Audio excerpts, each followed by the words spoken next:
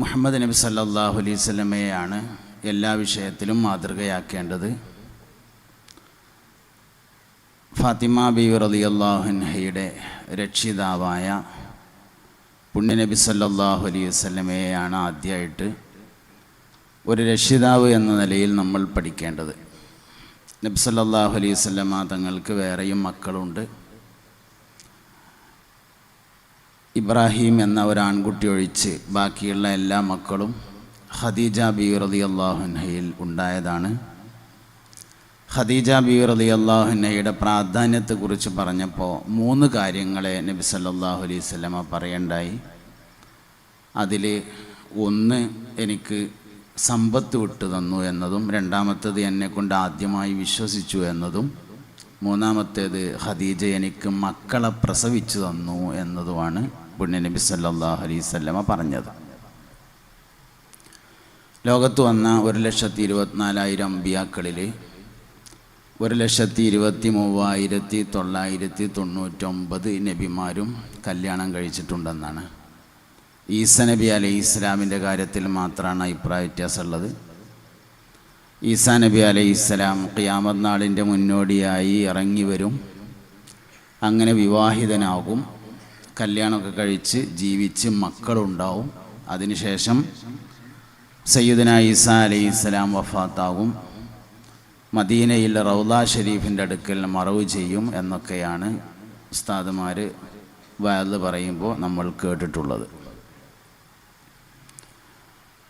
ഒരു വാപ്പ മകൻ എന്ന നിലയിൽ പഠിക്കുമ്പോൾ മുൻഗാമികളായ ആളുകളൊക്കെ എപ്പോഴും പഠിപ്പിക്കാൻ ശ്രമിച്ചത് ഇബ്രാഹിം നബി അലൈഹി ഇസ്ലാമിനെയും മകനായ ഇസ്മായിൽ അലൈഹി ഇസ്ലാമിനെയുമാണ്. ഒരിക്കൽ പുണ്യനബി സല്ലല്ലാഹു അലൈഹി വസല്ലം പറഞ്ഞിട്ടുണ്ട്, അനഫി മില്ലത്തി അബി ഇബ്രാഹിം, ഞാൻ എൻ്റെ പിതാവായ ഇബ്രാഹിം നബി അലൈഹി ഇസ്ലാമിൻ്റെ മാർഗത്തിലാകുന്നു എന്ന്. ശരിക്കും നമ്മളെ മലപ്പുറം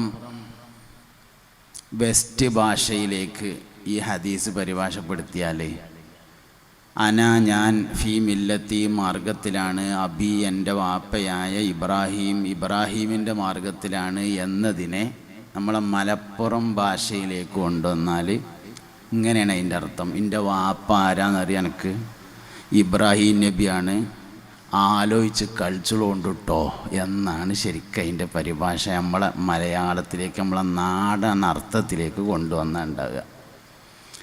ഒരു മനുഷ്യൻ്റെ ഏറ്റവും വലിയ പ്രാധാന്യം ഓൻ്റെ വാപ്പയാണ്. എൻ്റെ വാപ്പ ആരാണെന്ന് എനിക്കറിയൽ നിർബന്ധമൊന്നുമില്ല. അറിഞ്ഞില്ലെങ്കിൽ ആധാർ കാർഡും ഉണ്ടാവില്ല, റേഷൻ കാർഡും ഉണ്ടാവില്ല എന്നേ ഉള്ളൂ. പക്ഷേ ഈമാൻ ശരിയാകായൊന്നുമില്ല. പക്ഷേ മുഹമ്മദ് നബിയുടെ വാപ്പാനെ അറിഞ്ഞില്ലെങ്കിൽ സല്ലല്ലാഹു അലൈഹി വസല്ലം ഈമാൻ ശരിയാവില്ല. എൻ്റെ വല്ലിപ്പാനെ എനിക്കറിയൽ തീരെ നിർബന്ധമില്ല. അറിഞ്ഞാൽ വളരെ നല്ലതാണ്, അതൊരു ഇസ്സത്തേക്കാരം. വല്ലിപ്പാൻ്റെ വാപ്പാനെ അറിയലും നിർബന്ധമൊന്നുമില്ല, അറിഞ്ഞാൽ വളരെ നല്ലതാണ്. പരമ്പരകളൊക്കെ ഒരാൾക്ക് അറിഞ്ഞിരിക്കുക എന്നുള്ളത് വളരെ നല്ല കാര്യമാണ്. പക്ഷെ അറിഞ്ഞില്ല എന്ന് എഴുതിയിട്ട് ഈമാൻ്റെ കുഴപ്പമൊന്നും ഉണ്ടാവില്ല. മുത്തുനബിയുടെ സല്ലല്ലാഹു അലൈഹി വസല്ലമയുടെ 20 വാപ്പാരെ പേരറിഞ്ഞില്ലെങ്കിൽ ഈമാൻ ശരിയാവില്ല എന്നുള്ളതാണ്. അതുകൊണ്ട് തന്നെ നമ്മൾ ചെറിയ കുട്ടികളെ മദ്രസയിൽ അബൂഹു അബ്ദുല്ലാഹി അബ്ദുൽ മുത്തലിബ് വഹാഷിമുൻ അബ്ദു മനാഫി യന്തസിബ്, പുണ്യനബി സല്ലല്ലാഹു അലൈഹി വസല്ലമയുടെ 20 വാപ്പാരെ പേര് പഠിപ്പിക്കും. മങ്കൂസ് മൗലിദ് ഓതുമ്പോൾ 1-ാമത്തെ ഹദീസ് അവസാനിക്കുന്നിടത്തുണ്ട്, വലം യൽതഖിയാ അലാ സിഫാഹിൻ ഖത്ത്, പുണ്യനബി സല്ലല്ലാഹു അലൈഹി വസല്ലമയുടെ വാപ്പാനെയും ഉമ്മാനെയും മോശപ്പെട്ട ഒരു പ്രവർത്തനങ്ങളും തീരെ തൊട്ടിട്ടില്ല. വാപ്പാൻ്റെ ഫضലും ഉമ്മാൻ്റെ ഫضലും മക്കൾക്കുണ്ടാവും എന്ന് അറിയിക്കുന്നതാണ് ഈ ഒരു പ്രയോഗം. ഏതൊരു മനുഷ്യനെക്കുറിച്ച് പഠിക്കുകയാണെങ്കിലും ആദ്യം അവൻ്റെ വാപ്പാനെ കുറിച്ചാണ് പഠിക്കുക. അപ്പോൾ നമ്മളെ മോൾക്കൊരു കല്യാണം വന്നു എന്ന് വിചാരിക്കുക. അത്യാവശ്യം കുഴപ്പമില്ലാത്തൊരു വിവാഹാലോചന വന്നാൽ നമ്മൾ ആദ്യം ചെയ്യുക, ഓലെ പെരൻ്റെ അടുത്തുള്ള നിസ്കാരപ്പള്ളിക്ക് അസർ നിസ്കരിക്കാൻ പോവുകയാണ്. ആദ്യം ആരും അറിയാതെ ഒറ്റയ്ക്ക് നമ്മളും എളാപ്പാനിയും ആണെങ്കിൽ ഒന്ന് കൂട്ടും, അല്ലെങ്കിൽ ഏറ്റവും അടുത്ത കൂട്ടുകാരനൊന്ന് കൂട്ടിയിട്ട് ബൈക്കുമ്മേ ഒന്നിങ്ങനെ അതിയെ പോയിങ്ങാണ്ട് ഓലെ പെരൻ്റെ അടുത്തുള്ള നിസ്കാരപ്പള്ളിയിലൊന്ന് പോയിട്ട് അവിടെ നിന്ന് അസർ നിസ്കരിച്ചിട്ട് അസംസ്കാരം കഴിഞ്ഞ് പുറത്തിറങ്ങിയിട്ട് അതിൻ്റെ അടുത്തുള്ള ചായപ്പീടി കയറിയിട്ട് ഒരു ചായയും നെയ്യപ്പവും പറഞ്ഞിങ്ങനെ ഇരിക്കുമ്പോൾ അവിടെ ഇങ്ങനെ കുറച്ച് ആൾക്കാർ ഇരിക്കുന്നുണ്ടാവും. അവരോട് ചോദിക്കും, നമ്മൾ ആ സുലൈമാനാജിലെ മൂത്ത മകനെക്കുറിച്ച് എന്താ അഭിപ്രായം എന്ന് ചോദിക്കും.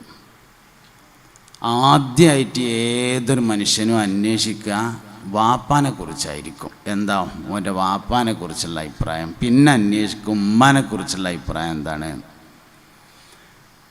പിന്നെ ഒരു മനുഷ്യൻ വേറൊരു മനുഷ്യനെ കുറിച്ച് വിലയിരുത്തുമ്പോൾ പ്രധാനപ്പെട്ട ഒരു വിലയിരുത്തൽ കൂട്ടുകാരെ കുറിച്ചാണ്. അപ്പം നമ്മളിങ്ങനെ ചോദിച്ചപ്പോൾ പറഞ്ഞു ചെറുക്കനും തിരക്കടില്ല, ഓൻ്റെ വാപ്പിയും തിരക്കടില്ല, ഉമ്മയും തിരക്കടില്ല. പക്ഷെ ഓൻ്റെ ചങ്ങായിമാരൊക്കെ ഒരു ജാതി കോച്ചറായിയാണ് എന്ന് പറഞ്ഞാൽ മനസ്സിലായി ആളും കോച്ചറായിയാണ്. കോച്ചറായി എന്ന് പറഞ്ഞാൽ അതങ്ങനെ ഒരു അർത്ഥമുള്ള വാക്കൊന്നുമല്ല. ഡിക്ഷണറി ഒന്നും തിരഞ്ഞാൽ അങ്ങനത്തെ ഒരു വാക്ക് കാണുമൊന്നുമില്ല. പക്ഷേ സംഗതി എന്താ നിങ്ങൾക്ക് എല്ലാവർക്കും മനസ്സിലാവും, പറഞ്ഞ് എനിക്കും മനസ്സിലാവും. അതാണ്. എന്നാൽ പിന്നെ ആ വഴിക്ക് പോകണ്ടെന്ന് നമ്മൾ തൽക്കാലം തീരുമാനിച്ചങ്ങാണ്ട് മടങ്ങിപ്പോരും. അപ്പോൾ ഒരു കൂട്ടുകാരെക്കുറിച്ചുള്ള അന്വേഷണം, ഇതൊക്കെ പ്രധാനപ്പെട്ട കാര്യങ്ങളാണ്. നമ്മളൊരു രക്ഷിതാവ് എന്നുള്ള നിലയിൽ നമ്മളൊക്കെ മാനേജ്മെൻറ്റും കൂടി ആയിരിക്കും. പക്ഷെ ഇവിടെ ഇപ്പം ഞാൻ പറയുന്നത് ഒരു രക്ഷിതാവ് എന്നുള്ള നിലയിൽ എന്തൊക്കെ കാര്യങ്ങളാണ് അറിയേണ്ടത് എന്നതാണ്. ഒരു 8 പ്രധാനപ്പെട്ട വിഷയങ്ങളെക്കുറിച്ച് നിങ്ങളോട് സംസാരിക്കാം എന്നാണ് ഞാൻ ഉദ്ദേശിച്ചത്. അതിലൊന്നാമത്തെ കാര്യം ഒരു മദ്രസയുടെ പ്രാധാന്യത്തെക്കുറിച്ച് സംസാരിക്കണം എന്നാണ് എനിക്ക് തോന്നിയത്. അള്ളാൻ്റെ ദുനിയാവിൽ ഒരുപാട് രാജ്യങ്ങളുണ്ട്, ഒരുപാട് നാടുകളുണ്ട്, പ്രദേശങ്ങളുണ്ട്.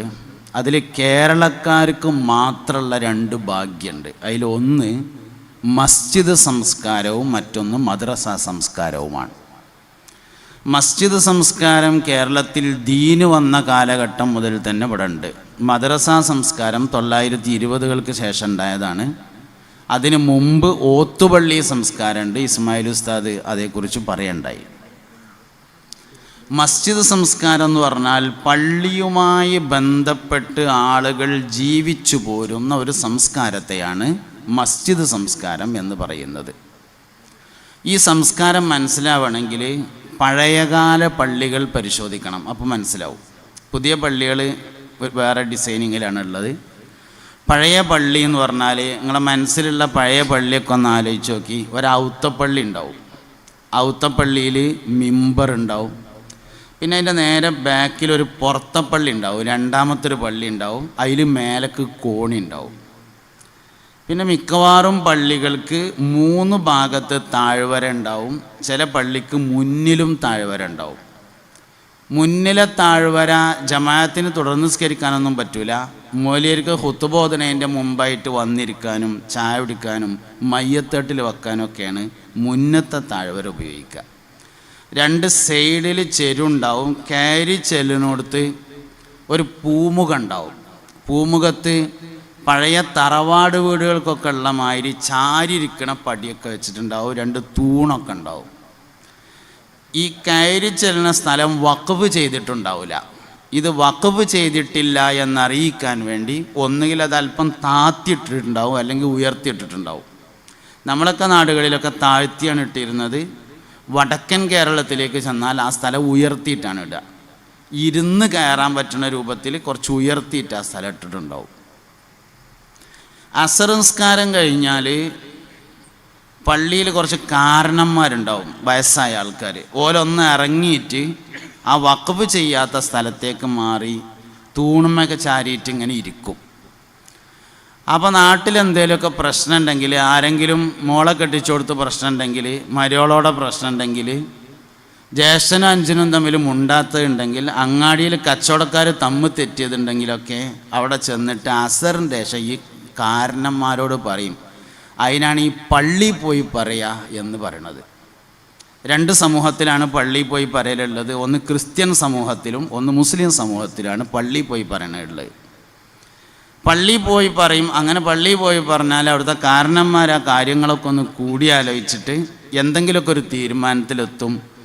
ഏകദേശം ഒരു തീരുമാനം ഉറച്ചാൽ പുറത്തെ പള്ളിക്ക് കയറിയിരിക്കും.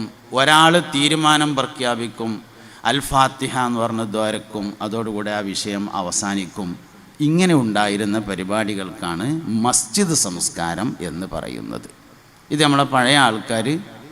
നിലനിർത്തി പോന്നിട്ടുള്ള ഒരു സംഗതിയാണ്. ഇസ്ലാം ദീൻ എവിടെല്ലാം പ്രചരിച്ചിട്ടുണ്ടോ അവിടെല്ലാം ആദ്യം പള്ളികളുടെ നിർമ്മാണങ്ങളാണ് നടന്നിട്ടുള്ളത്. നമ്മുടെ നാടായ കേരളത്തിലും ആദ്യമായി പള്ളിയുടെ നിർമ്മാണങ്ങളാണ് നടന്നിട്ടുള്ളത് എന്ന് കാണാം. ഈ പള്ളിയുമായി ബന്ധപ്പെട്ട മസ്ജിദ് സംസ്കാരം വളരെ വിശാലമാണ്. അത് ഈ മദ്യം ഭരണയിലും മാത്രം ഒതുങ്ങണമെന്നല്ല.